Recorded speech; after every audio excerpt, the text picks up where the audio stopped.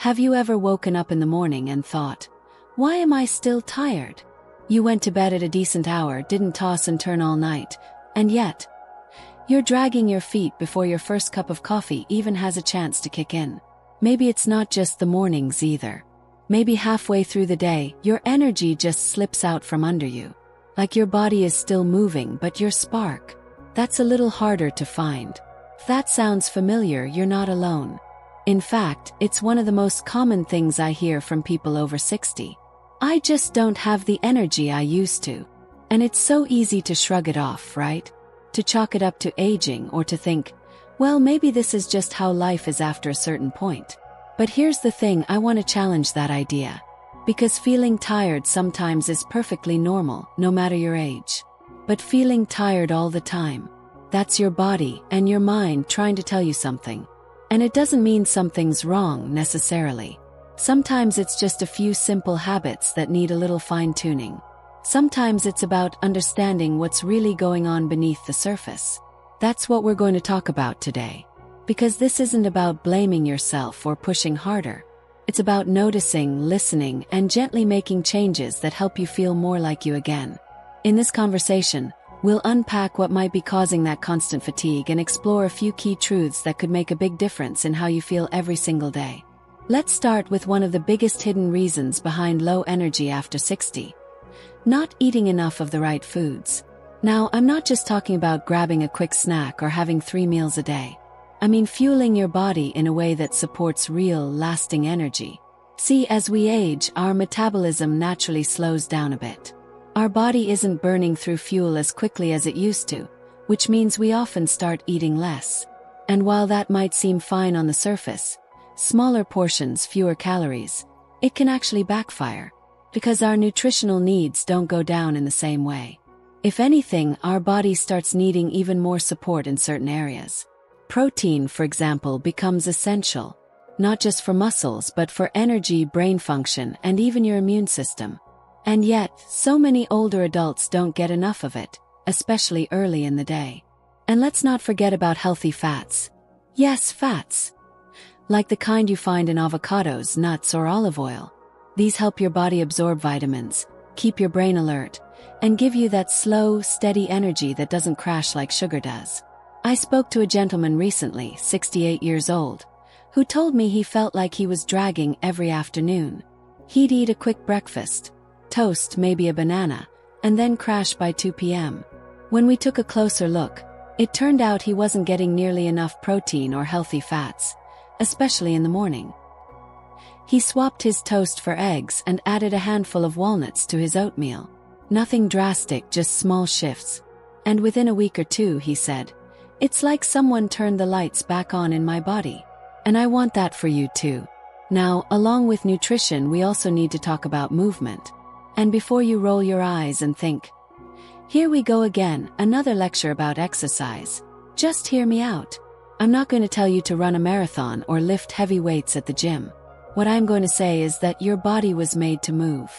And when it doesn't get that chance, when it's sitting for long stretches or only moving from the bedroom to the kitchen and back again, it starts to feel sluggish. Not just physically but mentally too.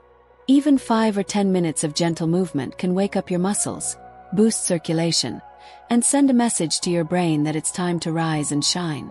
Think of it like priming a pump. You don't have to go hard. Just a little stretching in the morning, a walk around the block, or even standing up and doing a few arm circles while waiting for your tea to steep. These things matter more than you think. Movement gives your body momentum. And momentum creates energy. It's not always about feeling strong in the moment. It's about feeling more alive over time. And let's not forget how movement affects sleep.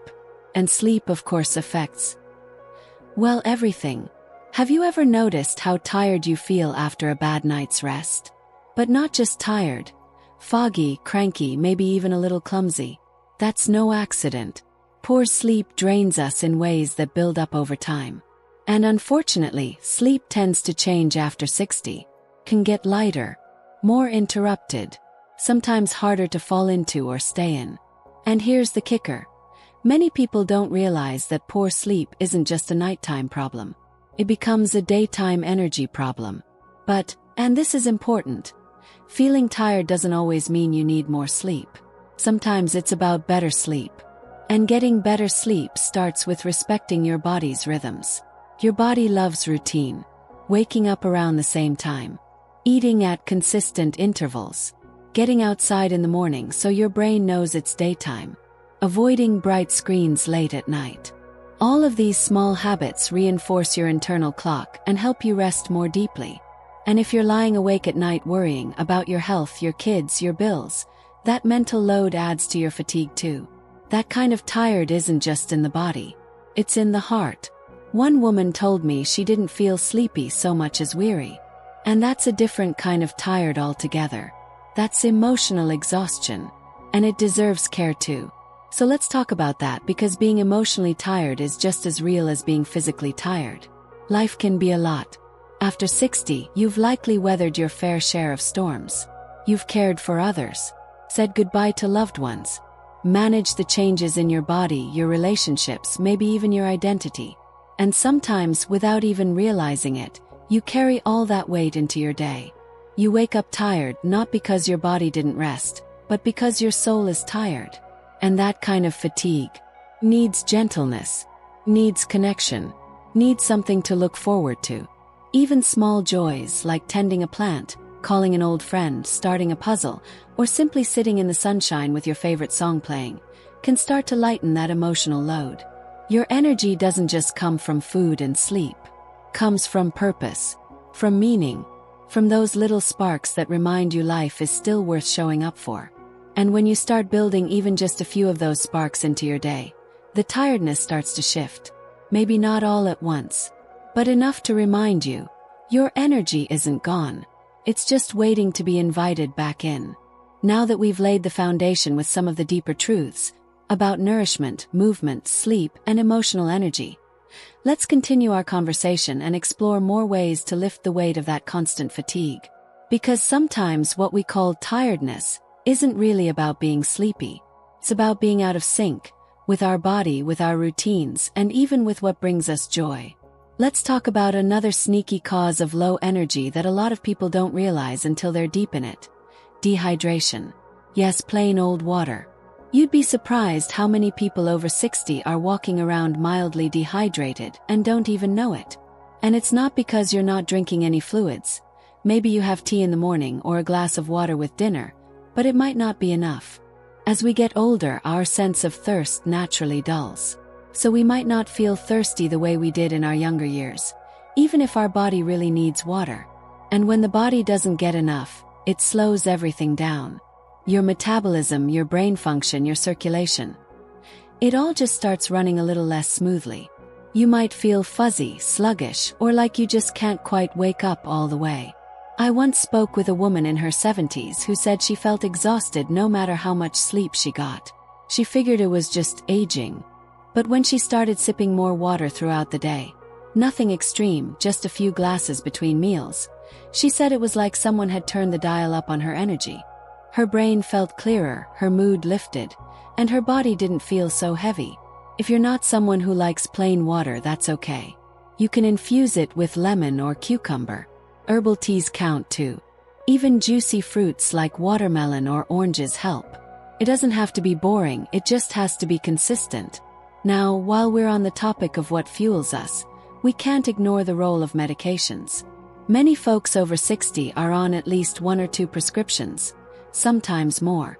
And while these medicines may be important for managing blood pressure, cholesterol, or other health issues, they can come with side effects that sneak up on you. Fatigue is a very common one. Some medications can lower your energy, mess with your sleep, or leave you feeling foggy without you realizing they're the culprit. And the tricky part is, if you've been on them for a while, you might not even connect the dots. So if you've been feeling especially tired and you've already looked at things like diet and sleep, it might be worth having a chat with your doctor or pharmacist. Ask them if any of your medications might be contributing to that tired feeling. Sometimes it's just a matter of adjusting the timing or dosage. Sometimes there are alternatives. You won't know unless you ask. And it's absolutely your right to understand how your medications are affecting your energy and well-being. And while you're at it, take a moment to ask yourself how your mind's doing lately. Mental health plays such a big role in how we feel physically. And yet, so many older adults push aside things like sadness, loneliness, or stress and just label it all as being tired.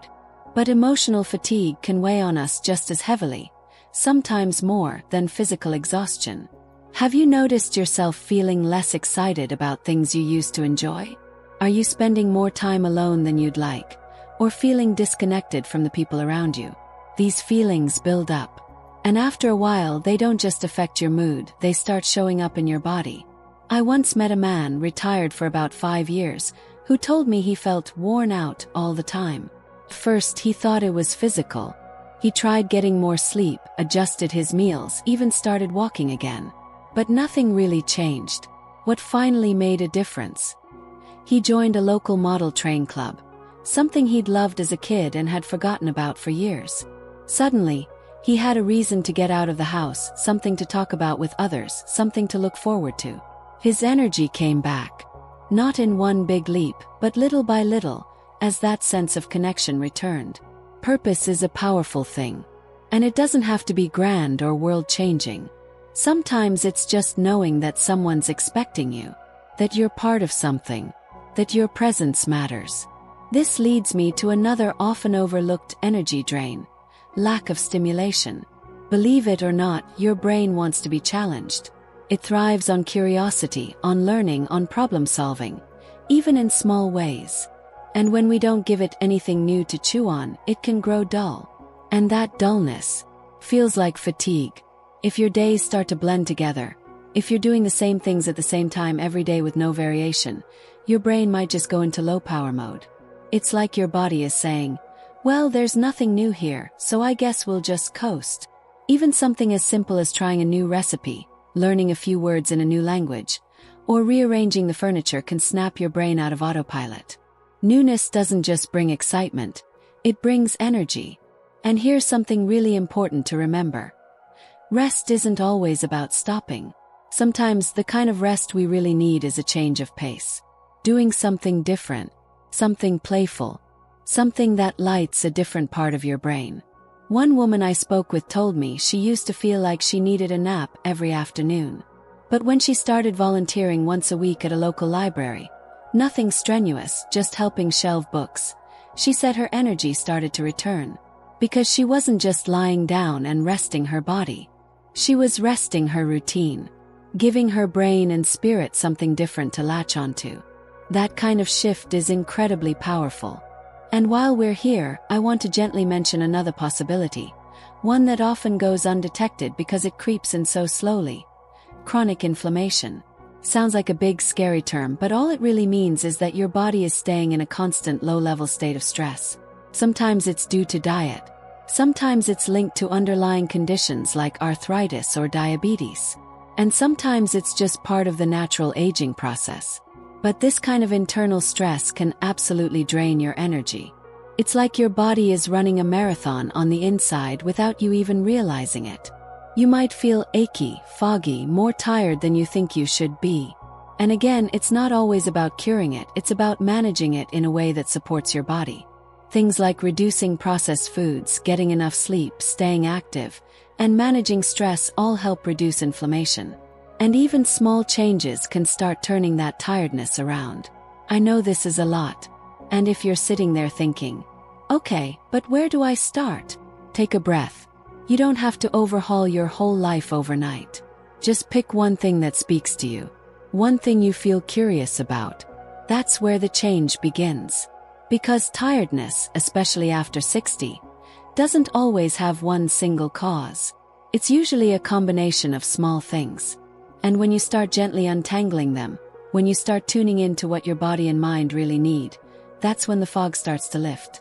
It's not about being perfect. It's about being present, listening to your body like you'd listen to a friend who needs care. With kindness, with patience, and with a willingness to believe that it can get better. Let's keep going with this together, because there's still more to explore. We've looked at some physical and emotional roots of tiredness, and next, we'll continue with a few more powerful shifts that might just help bring your energy back. And it's amazing how once you start tuning in, really tuning in, to your body's signals, you start noticing things you hadn't before. That little voice that says, "Hey, maybe I don't need another cup of coffee. Maybe I just need to take a walk or breathe a little deeper." Subtle but powerful. Now, let's talk about a habit that's become surprisingly common, and yet quietly contributes to low energy in ways we don't always expect. Sitting too much. I know you've heard it before, and trust me, I'm not here to make anyone feel guilty about enjoying their favorite recliner or watching a few shows. You deserve to rest. But there's a difference between rest and being still for too long. The body is meant to move. Even small movements, stretching your arms, walking to the kitchen, standing up and rolling your shoulders, signal to the brain that it's time to be alert, awake, and alive. But when we sit for hours at a time, especially without changing position, the body slows down. The muscles get stiff. The circulation becomes sluggish. The brain doesn't get as much oxygen. And before you know it, you're yawning. Not because you need a nap, but because your body is operating in low-power mode. One gentleman I met, in his late 60s, used to feel exhausted by noon every day. He figured it was just part of aging. But then he started standing up once an hour, even just for a few minutes, and walking around the house. That simple routine, just standing, stretching, moving, changed everything. His mind felt sharper. His afternoons didn't drag as much. And he didn't need those long naps that always left him groggy afterward. Movement doesn't have to be exercise in the traditional sense. You don't have to join a gym or go jogging around the block. It can be dancing in your living room, walking to the mailbox, or even tending to your plants. The point isn't to wear yourself out, it's to wake your body up. And here's something else. Movement doesn't just help your energy, it lifts your mood. When your muscles move, your brain releases feel-good chemicals like endorphins and dopamine. That means more alertness, better focus, and yes, a brighter outlook on the day. Let's go even deeper for a moment. Because beyond the physical, beyond the habits and routines, there's something more personal that affects how much energy we carry each day. And that's our relationship with ourselves. A lot of people over 60 have spent most of their lives caring for others, raising families, supporting spouses, helping neighbors. And when that season of constant caregiving slows down, something strange can happen. Without those external responsibilities, it can feel like your days lose their shape, their meaning. And when there's no reason to get up and get moving, your body starts acting like it doesn't want to either. But here's the truth. You still matter. Your time still matters. And even if you're not caring for a household or going to work every morning, you still have every right to feel energized, excited, and engaged. Sometimes all it takes is giving yourself permission to focus on you. Your interests, your hobbies. That thing you always said you'd try someday. Why not now? There's a woman I know in her early 70s who always wanted to paint. For decades she told herself she wasn't creative, that she didn't have the time. But once she picked up that brush, just a cheap one from the dollar store, something lit up in her. She started waking up earlier just to spend time with her colors and canvases. Her energy changed. Her conversations changed. She found herself smiling more. She even joked, "I don't need caffeine anymore, just my watercolors." That's what passion does. That's what joy does. Fills you up from the inside out.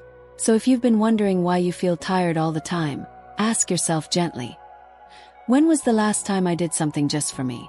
When was the last time I felt curious, playful, excited about something? The answers might surprise you. And if they do, that's okay. Because the good news is, it's never too late to rediscover what lights you up. Now, before we wrap up, let me say this one last thing. And I mean it with my whole heart. Feeling tired doesn't mean you're broken. Doesn't mean you're weak. And it certainly doesn't mean you have to accept it as your new normal. You deserve to feel good. You deserve to have energy. And most of all, you deserve to wake up each day feeling like you still have so much to look forward to.